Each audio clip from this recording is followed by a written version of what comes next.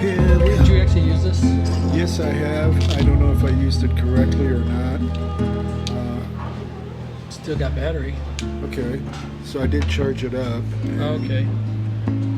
I wasn't sure if I charged it correctly or not. And then I shot a couple shots in the TV room, in the cafeteria, and then there was a shot of a Christmas tree that's no longer there. And I think I shot some shots of the bedroom. Okay, well, we're waiting on some food. Here we come. We come Thank you. Here you go. walking down the street. And a brisket top. Here you go. That'd be me. Thank you. So there's some chips here, and there's all these little goodies. I might take the guacamole home.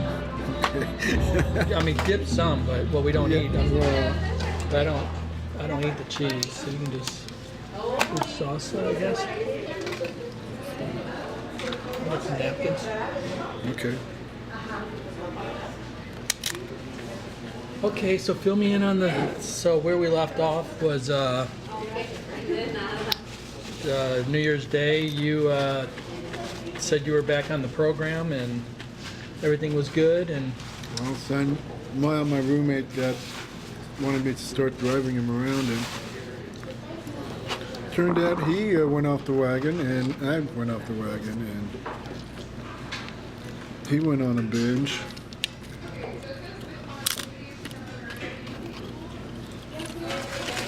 And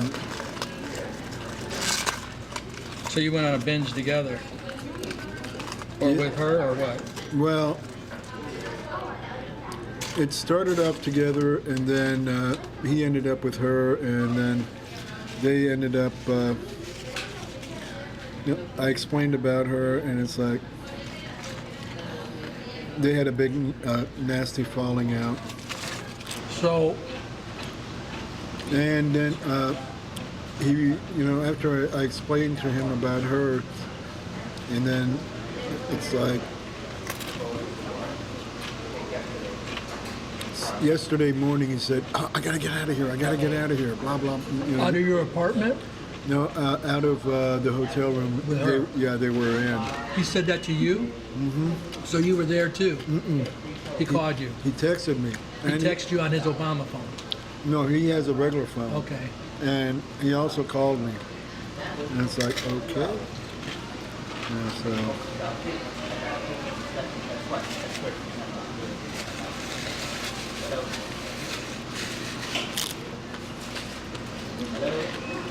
And I ended up taking her to Tent City. And I thought you said you took her to Oak Cliff. Yeah, but she was there in Oak Cliff in the hotel with him. After that, after I took him back to the Salvation Army, I ended up taking her to Tent City so that she could be back with her people. Did she want to sleep in your car again? And she did sleep in my car last night. But does she want to tonight too? And you said no? I said no. Or did she just say no? If she wanted to sleep there tonight, were you going to let her? No.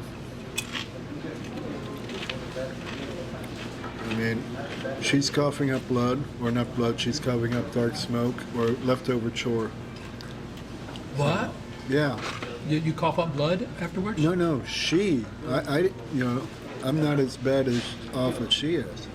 But that's what part of the deal is. You smoke enough of it, you cough up blood. Yeah, but before that, you start coughing up black smoke, black chore. Why do you do it then? Right now, I realize that, hey, if I continue on that, I'm going to be dead sooner than later. And it's like, okay, I need to chant every day. It's addictive. Like the other day when I told you I deadlifted 300 pounds, Yeah. I felt really great. And what I found out is that for my weight and age class, I'm like 80% better of the other people in the same age group that can deadlift 300 pounds.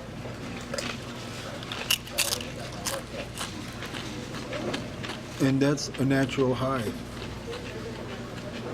It's a feeling of accomplishment as opposed to, temporary feeling, and you have to buy all this paraphernalia, and then you smoke and you cough, and it's not long term. And relationships in that crowd, as she stated, the crack people, everybody rips everybody else off. Well, that's just the drug world, yeah. Yeah. I think the crack is just like the bottom of it. And I try not using derogatory terms, but in my mind, I'm thinking them all the time, the old crack whore and all that. I mean, there's some truth to why that is the bottom of the barrel. And she's called herself a crack whore.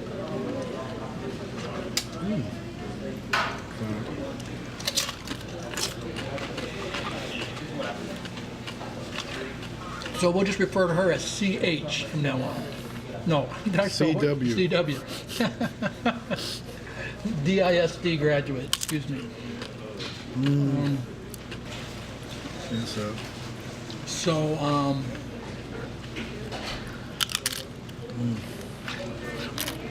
So that's it. You took her back there, and That's where she wanted to go.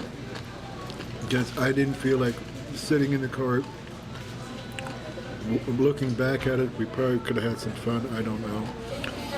you can't have fun with a CW. Yeah, and but she wanted to be taken to her mother's house, and because of her son's birthday, and she just wanted to wait until she could actually contact her. So you realize that I'm on the outside looking in, and I can tell you that you have two assets right now, and it's really alarming to see how you're using them. Your car and your Obama phone. Because none of this stuff happened until you got that phone. That's true. That phone isn't to make I know. deals and stuff like that. And your car, you may not think it's a big deal, but I tell you what. If I get caught helping people out getting crack and things like that, or if I get stopped and then they notice certain stuff, the car gets impounded and I lose it. Yeah. And especially since it's paid for, right? oh yeah, it's been paid for since I They don't bought have it. to worry about a lien. They're going to put that in City Hall, and that's going to go to auction 3 weeks. I mean, they won't waste any time. That's money.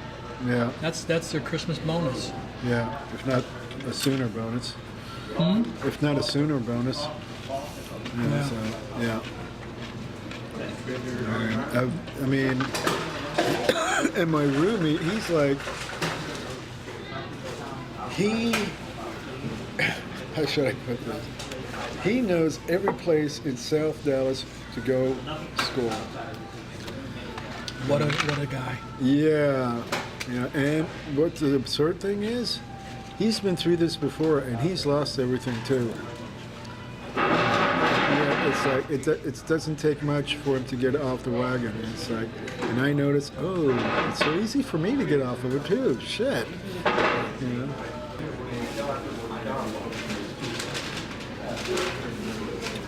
So you got my email? Did you read my email that I sent you? Well, don't read it now. But I sent you a couple days ago. Oh, I think so. Yeah. Yeah, the one where when I was going to meet you, what I wanted to talk about. Yeah, I got it. Yeah. Well, what I wanted to talk with you about that day was the documentary and how this isn't really a documentary. It's just me meeting you every now and then talking. Right. And we're not showing anything. And it's, which I don't mind. I'll support you and help you. But for the documentary to work, you need to, because I don't think I explained it good enough, that these interviews are nothing. Ah, okay. I have 2 terabytes. Do you know that? I just finished 2 terabytes of these interviews. Oh, really? Yeah, and we got nothing. Nothing. Okay. We got nothing. And I sent you in there what we needed. I'd have to reread the email. You need to think like a filmmaker. What we needed was, You know, that first week when we did the care thing, and I thought you were coming in, and you never did. And then you went walking around and you did everything. I have no footage of you in there at all. Ah, okay. I don't have you coming in. I don't have shit. That ain't even worth it. That was. I mean, it was nice because it touched me to see those people. I got some B footage of that, but I got nothing of this story. Okay. Didn't work. Okay. And it was a lost golden opportunity. Well, the only thing is, I just need you to communicate with me.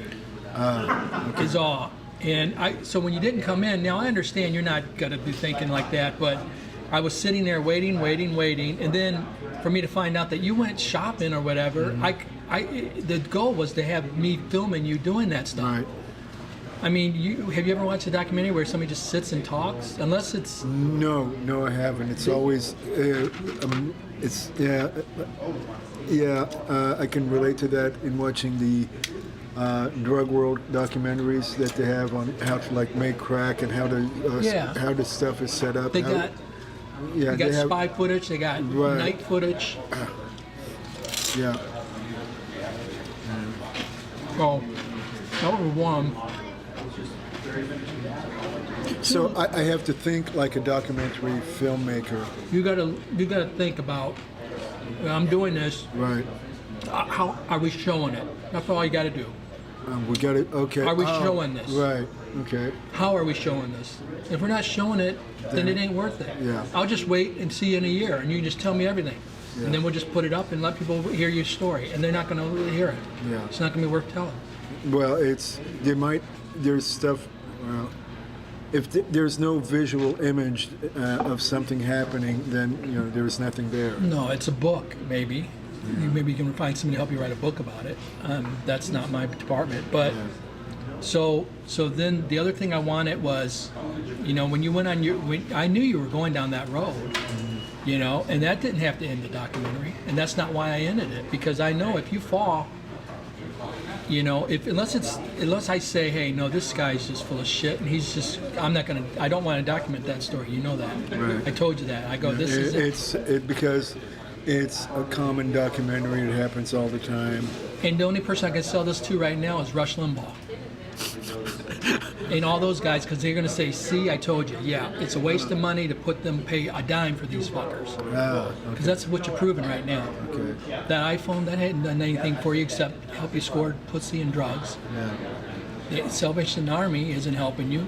You're rooming with a guy doing drugs. Yeah. I don't want to tell that story. Who's that going to help? Nobody. And then the other part is, so the thing is, and I was talking to Don, my buddy in China, about that the other day. I was saying, the story I want to tell, we're not telling. We're telling another story. We're telling the story about how all these conservatives are right when they say, when people are there because they're lazy, they don't want to work, they don't want to get any better. That's the story we seem to be telling. And you even said that the other day when you said I'm lazy. Yeah. Well, I'm a little lazy too, but I don't call it lazy. But I mean, I guess it's a form of laziness. I'm a procrastinator, so I'll procrastinate. But so anyway, that's not the story we started out telling. Right. You're not even making Namio Renge-ko look good. You know that. I mean, why would I chant that if it doesn't do anything? It's just something. So that's the story we've been telling, and that's. So I basically what I'm hearing and understanding is I got to practice my faith more, because I do notice that when I was chanting that morning, I did 300 pounds. I was chanting, writing down goals, and I accomplished it. I shot the shit out of myself too, things like that. And to me, that's faith. Well, the story we're trying to tell is your reboot. Because when I first met you, you were different. You weren't in this dark place. You're in a dark place now. Yeah, I know. Last week, when I saw you, you aren't the same person. You're shorter. You don't even look happy. You look mopey. Your shoulders are hanging. Yeah. You're not. When I first met you all this time at the center, I mean, you had pep. You had a better aura around you. You had the light around you. You were hopeful, and I mean, you know you got a hard road to hoe. You know the task is freaking hard, you know. And so what I'm saying is that's the struggle I see, and that I'm thinking why I even really want to get involved, because I'm like, wow, this guy, he's hope for anybody who watches this. They're gonna say, wow. But you got to really be honest with me and say, yeah, I'm not just yanking your leg. You know, I'm gonna, you know, I want to reboot. I want to be clean. I want to live a nice life again, like I once did. Is that what you want? Yes, that's what I want. Let me say why. Yesterday, she introduced me to the 10th City in South Dallas, just off of 30, and Malcolm X, in that area. And you know, we drove around and met a lot of different people, and met some of her people, and you know, different tents. And it's like, this is all they do. It's like she glamorized it to the point of, wow, we have a great view of downtown Dallas. And this was at night. It was an awesome view. And you know, they don't have to pay. They don't. The only raison d'etre is, how are we going to get money to smoke more crack and things like that. And there was like a lot of sad people, what was his name? Living a life of quite desperation. And it's like, oh, you know, to make money, they go onto Deep Ellum and hustle. She was saying, oh, Lucky, he's the best hustler around.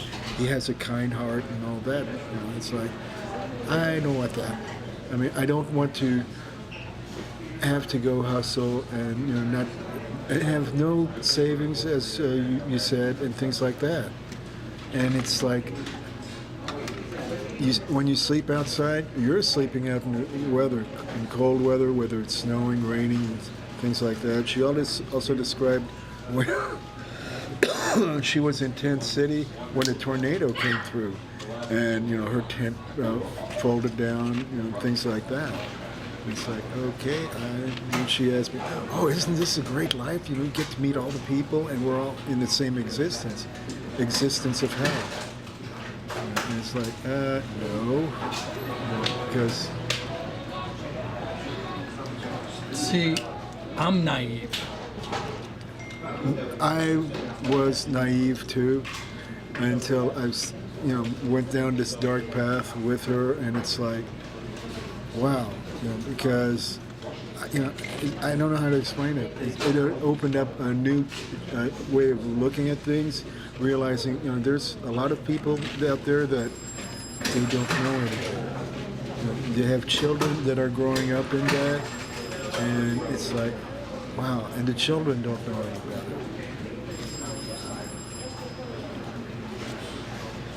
So, you know, I've heard a lot of conservatives that got me red-faced, saying we need to help the poor or help the homeless, tell me that that's what's happening. As far as that they don't want to work. Even if you give them the option to work, even if we give them an Obama phone, they're not going to use it to find work. Even if we put them in a house, they're not going to use it to improve themselves. They're lost causes. They're not lost causes. As the woman at the center, when she got up in front of everybody and explained her plight with crack addiction and things like that. Yeah, that was a beautiful moment. Yeah. Yes. So you can't just say, put a blanket on everybody and say, oh, that's a lost cause. No. Yes, it's true that some people do not want to get out of that lifestyle, but you can't say that of everybody. So, and yes, as the woman showed, Nam Myoho Renge Kyo does work. yeah. So let me get back to this. So what in that email, what I said was we need to show that. Then, if you're committed to this documentary, it's not just a documentary said when GW's feeling good, we're going to film them. I mean, it's You have to show both sides of you the got to story. show you're getting out of the. Yeah. If you're going to keep going down that hole, once you go out alone, I'm out of there. Yeah. And you did with her this time. Yeah. And all I needed was a text saying, okay, like I told you, you know, when you said she was sleeping in your car at the Salvation Army, what I would have done is I would have, at 2 a.m, I would have put my night filter on there. I would have driven around and I would have gotten some film of your car at night moving around or a light going off or something. I mean, I wouldn't go up there, knock on the door, hey, I want to interview you, but I would get some spy footage, if you will, something in my mind I could say, now this could tell. Like, because even when you're, like right now, when you're talking about that homeless place or the bridge, well, so I'm thinking, well, we need to go down there now with a camera, walk around, but let's give it a few weeks. Hopefully she'll filter out because you don't want to meet her again. Yeah. And I don't think she's, or at least give it time. Well, it's like my roommate said this morning that she chose when I didn't want to sit and wait with her to go to see her mother, and I said okay, said where do you want to go?